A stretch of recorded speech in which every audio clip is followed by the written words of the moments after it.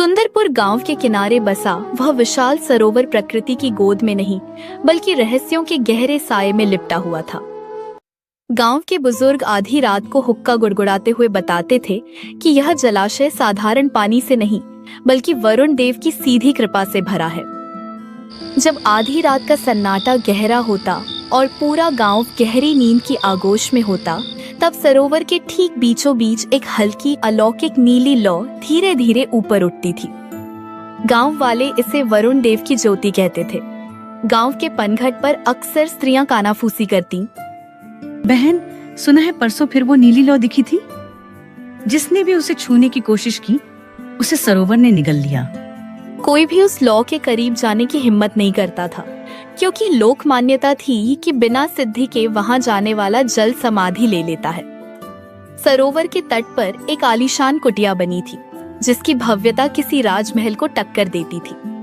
मखमली पर्दे, चंदन की महक और चारों तरफ फैला हुआ गहरा सन्नाटा यहाँ आने वाले की बुद्धि पर पर्दा डाल देता था। वहाँ दो प्रभावशाली संत रहते थे, स्वामी कपटी महाराज और उनके प्रधान शिष्य माया मुनि। स्वामी कपटी महाराज के चेहरे पर एक बनावटी तेज था और उनकी लंबी सफेद दाढ़ी उनके भीतर छिपे लालच को ढके रखती थी। माया मुनि भी कम नहीं था, उसकी नजरें हमेशा सामने वाले की जेब और गहनों पर टिकी रहती थी। एक सुबह जब कोहरा अब भी छंटा भी नहीं था, गांव का सबसे शक्तिशाली और अहंकारी जमींदार ठाकुर जगत सिंह कुटिया के द्वार पर पहुंचा। उसके जूतों की धमक से शांत वातावरण गूंज उठा। उसने भीतर प्रवेश किया जहां स्वामी जी ध्यान का नाटक कर रहे थे। महाराज, इस तुच्छ प्राणी का दंडवत स्वीकार करें। आपकी ख्याति अब शहर के बड़े बड़े सेठों और दरबारों तक पहुंच गई है। कपटी महाराज ने अपनी एक आंख आधी खोली और माया मुनि को इशारा किया।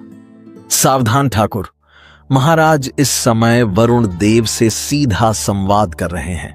तुम्हारी आवाज उनके ध्यान में बाधा डाल रही है। क्षमा करें मुनि जी, पर मेरा मन अशांत है। मैंने अपनी आंखों से महाराज को जल की सतह पर चलते देखा है। वह दृश्य मेरी आंखों से नहीं उतरता। ऐसा लगता है जैसे पानी महाराज के लिए पत्थर बन जाता हो।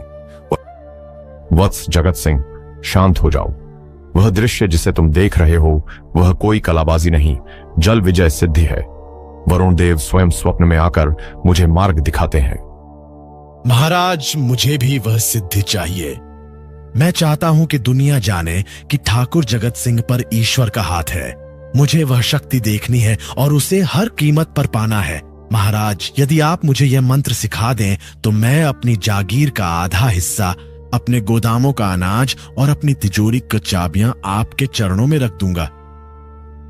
वत्स, तुम सिद्धि को व्यापार समझ रहे हो? यह मंत्र बाजार में बिकने वाली कोई वस्तु नहीं है। यह रक्त, पसीने और अटूट श्रद्धा से सिद्ध होता है। वरुण देव केवल उसे ही अपना मार्ग दिखाते हैं जो मोह माया के बंधनों को तोड़कर अपना सर्वस्व उनके चरणों में अर्पण कर दे। क्या तुम सच में तैयार हो या यह केवल एक क्षणिक लालच है? महाराज, ठाकुर जगत सिंह जो कहता है वह पत्थर की लकीर है। बस एक बार, बस आज रात मुझे उस नीली लौ के पास ले चलिए ताकि मेरी आंखों का आखिरी संशय भी मिट जाए। उसके बाद मेरा तन, मन और धन सब आपका होगा। महाराज, ठाकुर की श्रद्धा प्रबल लग रही है। क्या हमें आज रात इन्हें वरुण देव के दर्शन कराने चाहिए? ठीक है, आज रात पूर्णिमा है, शक्तियां अपने चरम पर होंगी। यदि तुम्हारी किस्मत ने साथ दिया ठाकुर, तो आज रात तुम वह देखोगे जो देवताओं के अलावा किसी ने नहीं देखा। ठाकुर के चेहरे पर एक अजीब सी चमक आ गई। उसे लग रहा था कि वह अमर होने वाला है, जबकि हकीकत में उसकी बर्बादी की पटकथा लिखी जा चुकी थी। पूर्णिमा की रात थी। आसमान में पूरा चांद अपनी पूरी आभा के साथ चमक रहा था, जिसकी दूधिया रोशनी सरोवर के स्थिर पानी पर चांदी की चादर की तरह बिछी हुई थी। किनारे इकट्ठा था। भीड़ इतनी थी कि तिल रखने की जगह न थी। क्या सच में महाराज पानी पर चलेंगे?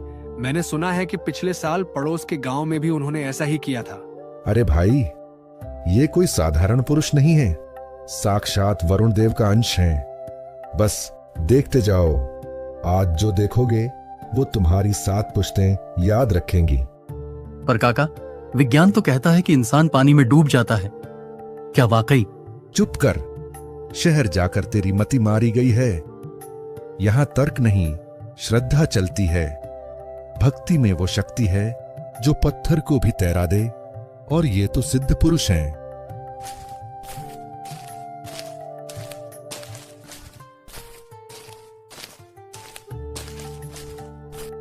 शांत, सब शांत हो जाइए।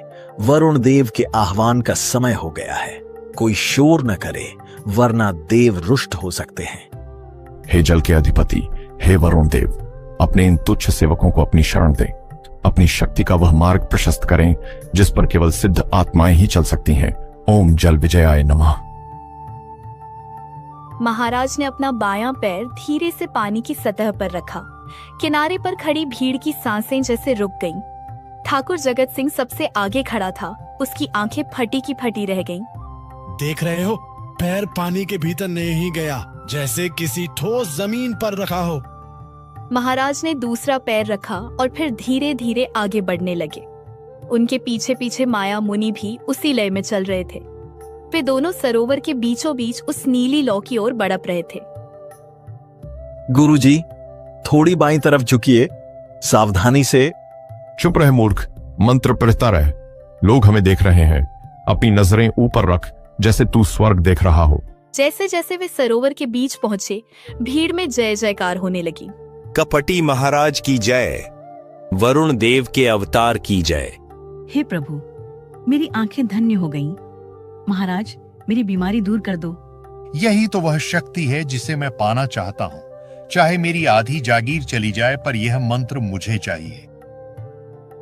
वरुण देव प्रसन्न हैं। उन्होंने आज अपनी ज्योति का स्पर्श हमें प्रदान किया है। जिसे अपनी विपदा दूर करनी हो, वो कल सुबह आश्रम की दान पेटी में अपनी श्रद्धा अर्पित करे। जो जितना त्याग करेगा, देव उसे उतना ही फल देंगे। महाराज और मुनि उसी तरह शान से वापस किनारे पर आए। उनके पैर सूखे थे और वस्त्रों पर पानी की एक बूंद तक नहीं थी। लोग पागलों की तरह उनके चरणों में गिरने लगे। कोई अपनी अंगूठी उतार कर देने लगा, तो कोई अपनी कीमती पगड़ी उनके पैरों में रख रहा था। आज तो खजाना भर जाएगा। उस रात पूरा गांव इस चमत्कार की चर्चा कर रहा था, जबकि कुटिया के भीतर कपटी महाराज और माया मुनि अंधेरे में बैठकर सोने के सिक्कों की गिनती की योजना बना रहे थे। कुटिया के भीतर का माहौल बहुत रहस्यमयी है। चारों तरफ कीमती इत्र और लोबान की खुशबू फैली है। स्वामी कपटी महाराज एक ऊंचे स्वर्ण मंडित आसन पर बैठे हैं और माया मुनि उनके पास खड़ा चंवर डुला रहा है। ठाकुर जगत सिंह दबे पांव भीतर प्रवेश करता है और दंडवत प्रणाम करता है। आओ वत्स जगत सिंह, हम तुम्हारा ही स्मरण कर रहे थे। कल रात वरुण देव ने जल की सतह पर जो पदचाप छोड़ी थी, उसकी गूंज अभी तक मेरे कानों में है। महाराज, कल का वह दृश्य मेरी आंखों से ओझल ही नहीं होता। आप साक्षात ईश्वर का रूप हैं। पर महाराज, क्या मैं उस नीली लौ के उस पार का रहस्य देख पाऊंगा? क्या मुझे वह सिद्धि प्राप्त होगी? सिद्धि? ठाकुर, सिद्धि कोई कच्चा फल नहीं जो पेड़ हिलाने से गिर जाए। कल रात जब मैं जल पर चल रहा था, तो वरुण देव की दिव्य वाणी मेरे अंतर्मन में गूंजी। वे तुमसे प्रसन्न तो हैं, पर पूर्ण संतुष्ट नहीं। मुझसे कोई भूल हुई महाराज? मैंने तो श्रद्धा में कोई कमी नहीं छोड़ी। श्रद्धा मन में होती है ठाकुर साहब, पर देवताओं को प्रमाण चाहिए होता है।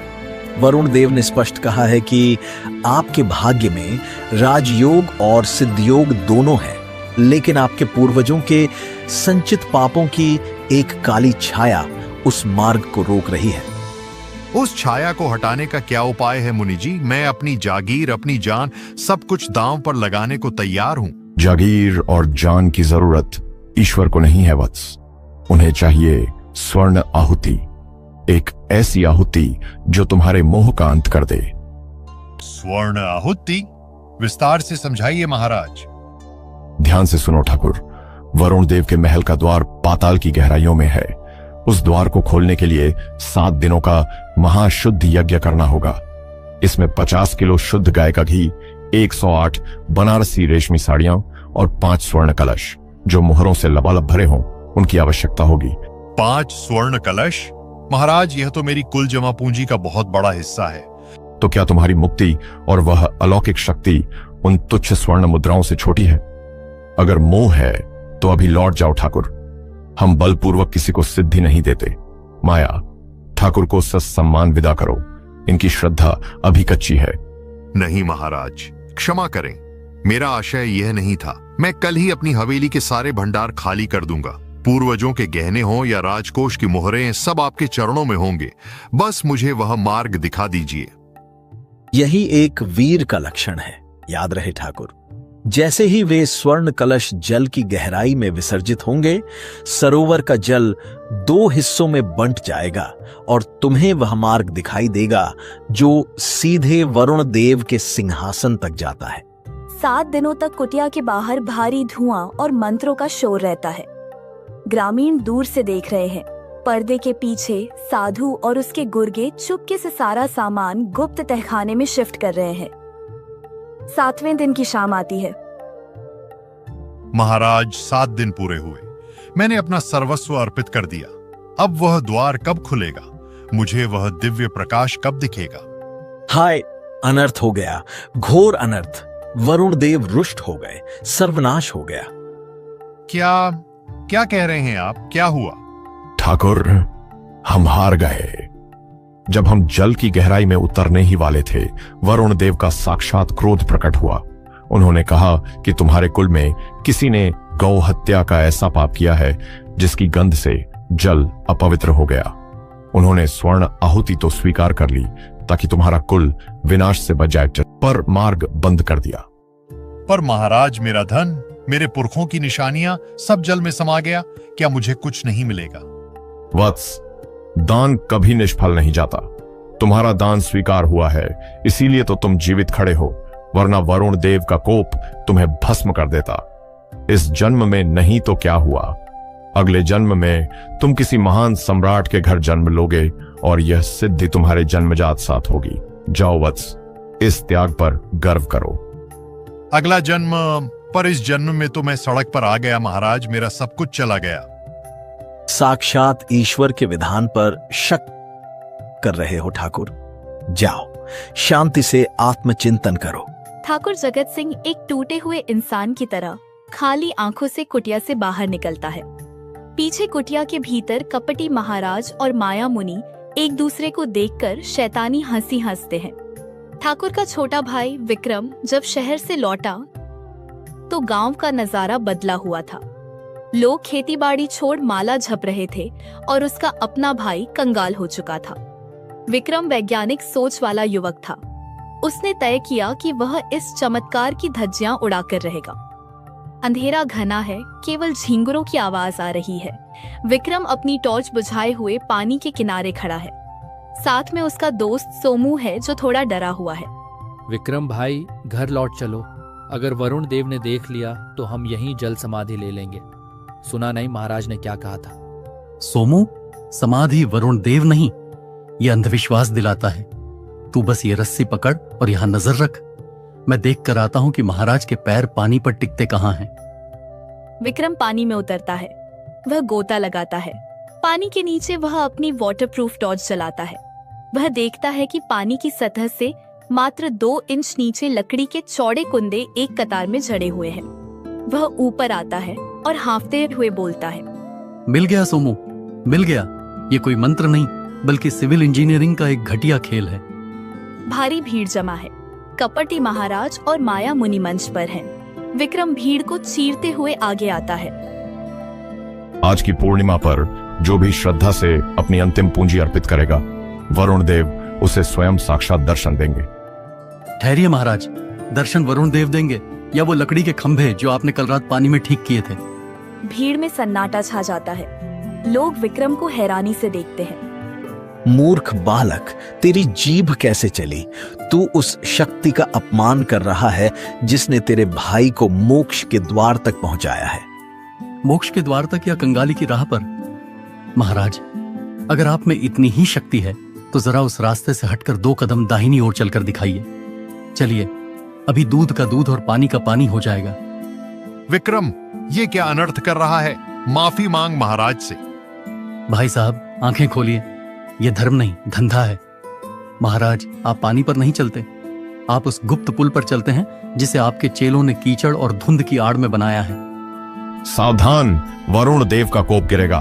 यह लड़का अधर्मी है, इसे सरोवर से दूर ले जाओ। गांव वालों, क्या आप सच देखना चाहते हैं? सुक्खा, कालू, कूदो पानी में और दिखा दो इन पाखंडियों का सच। विक्रम के इशारे पर 4-5 हट्टे कट्टे युवक पानी में कूद जाते हैं। वे उसी जगह गोता लगाते हैं जहां महाराज पैर रखते थे। अरे यहाँ तो लकड़ी का भारी पटरा लगा है, ये देखो। युवक मिलकर लकड़ी के एक विशाल कुंदे को उखाड़कर ऊपर खींच लाते हैं। पूरी भीड़ हक्की बक्की रह जाती है। देख लिया? और वो नीली लौ, महाराज, फास्फोरस का नाम सुना है? जो हवा के संपर्क में आते ही जलने लगता है। रात के अंधेरे में आप वही पत्थर फेंकते हैं जिससे लोग उसे देवता की ज्योति समझ लेते हैं। कमीनो, तुमने मेरी श्रद्धा का सौदा किया। मेरी पुरखों की कमाई उस लकड़ी के पुल पर खड़ी होकर लूट ली। नहीं, यह तो परीक्षा थी। वरुण देव परीक्षा ले रहे थे। परीक्षा खत्म हुई मुनि जी, अब हिसाब का वक्त है। गांव वालों, इनका सारा काला चिट्ठा उस कुटिया के तहखाने में है जहां भाई साहब का सोना छिपाया गया है। भीड़ उग्र हो जाती है। लोग लाठियां उठा लेते हैं। तभी वातावरण बदलने लगता है और कबीर साहब का प्रवेश होता है। सरोवर का किनारा, जहां पानी के नीचे से निकली लकड़ियां और पत्थर पाखंड की गवाही दे रहे हैं। भीड़ उग्र है। साधु जान बचाने के लिए गिड़गिड़ा रहे हैं। अचानक वातावरण बदलने लगता है। धोखेबाजों, तुमने मेरी पुरखों की निशानियां लूट ली, मुझे कंगाल बना दिया। आज इस सरोवर का पानी तुम्हारे खून से लाल होगा। मारो इन्हें। भीड़ पत्थर उठाती है। तभी हवाओं का रुख बदलता है। एक धीमी लेकिन रूहानी आवाज गूंजती है, राम राम। एक दिव्य प्रकाश क्षितिज से फूटता है और सबकी नजरें पानी की ओर मुड़ जाती हैं। देखो, वह कौन है? क्या वह भी लकड़ी पर चल रहा है? नहीं, असंभव। वह तो बिल्कुल पानी के बीचों बीच है, जहां गहराई सबसे ज्यादा है। उसके नीचे कोई पुल नहीं है। कबीर साहब का प्रवेश होता है। वे साधारण सफेद वस्त्र पहने हैं। उनके चेहरे पर एक ऐसी शांति है जो उग्र भीड़ को भी सुन्न कर देती है। मन न रंगाए, रंगाए जोगी कपड़ा, दाढ़ा बढ़ाए जोगी हो गए बकरा। भीड़ स्तब्ध खड़ी है। कपटी महाराज और माया मुनि डर के मारे थर थर कांप रहे हैं। कबीर साहब उन दोनों के सामने आकर खड़े हो जाते हैं। आप कौन हैं? क्या आप भी कोई सिद्ध महात्मा हैं? हमें बचा लीजिए, ये लोग हमें मार डालेंगे। मैं तो सिर्फ एक जुलाहा हूं भाई। सूत काटता हूं और सत्य बुनता हूं। महात्मा तो तुम थे जो पानी पर चलने का नाटक कर रहे थे। अब जब पानी ने तुम्हारा बोझ सहने से मना कर दिया तो डर कैसा?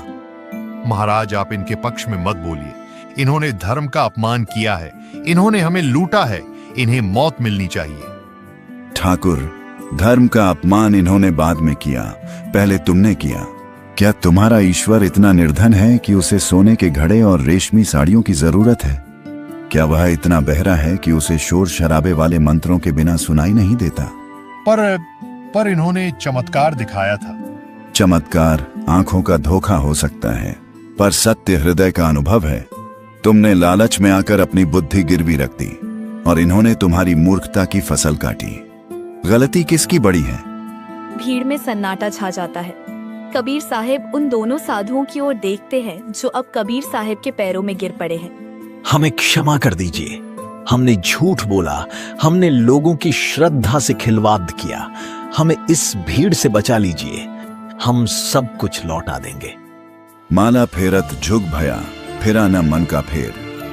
कर का मन का डार दे, मन का फेर। भाइयों, इन पर पत्थर चलाने से तुम्हारे डूबे हुए जेवर वापस नहीं आएंगे। इन्हें सजा देनी है तो वह सजा दो जिससे इनका अहंकार मरे, शरीर नहीं। इनसे कहो कि ये अपने हाथों से वह सारा धन वापस करें जिसे इन्होंने तहखानों में छिपाया है। बाबा, कौन है? मैंने आज तक चमत्कार पर विश्वास नहीं किया, पर आप जो कह रहे हैं वह तर्क से भी ऊपर है। आप बिना किसी सहारे के पानी पर कैसे चल पा रहे हैं? बेटा, जब मन में कोई बोझ नहीं होता तो शरीर पानी पर भी नहीं डूबता। जिसके भीतर सत्य का आधार है उसे लकड़ी के कुंदों की जरूरत नहीं पड़ती।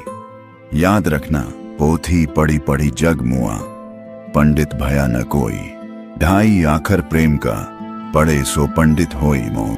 महाराज, आज आपने मेरी आंखें खोल दी।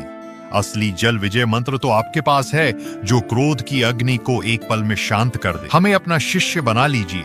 शिष्य बनना है तो सबसे पहले सत्य के बनो।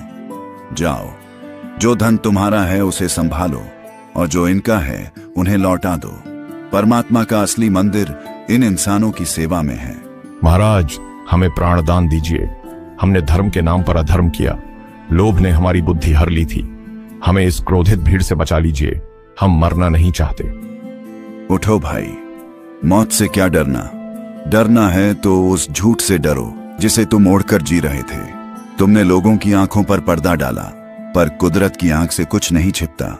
सजा तो तुम्हें मिल ही चुकी है, तुम्हारी इज्जत की राख उड़ चुकी है। हम क्या करें प्रभु? यह सारा पाप का धन, यह सब हमारे किस काम का? जो जिसका है उसे लौटा दो। यह धन तुम्हारा नहीं, उन भूखों का है जिनका निवाला तुमने छीना है। माया, यह कंचन और कामिनी ही तो इंसान को अंधा करती है। जाओ, कुटिया के उस गुप्त तहखाने को खोलो और एक एक पाई उन गरीबों में बांट दो जिनके घर तुमने उजाड़े हैं। गुरुदेव, मैं तो कहीं का नहीं रहा। मेरा अहंकार, मेरी जागीर, मेरे पूर्वजों की इज्जत सब मिट्टी में मिल गया। मैंने सिद्धि के लालच में अपना घर फूंक दिया। अब मेरा क्या मार्ग है? क्या ईश्वर मुझे कभी क्षमा करेगा? जगत सिंह, तू कहता है कि तू लुट गया। मैं कहता हूं कि तू आज पहली बार अमीर हुआ है।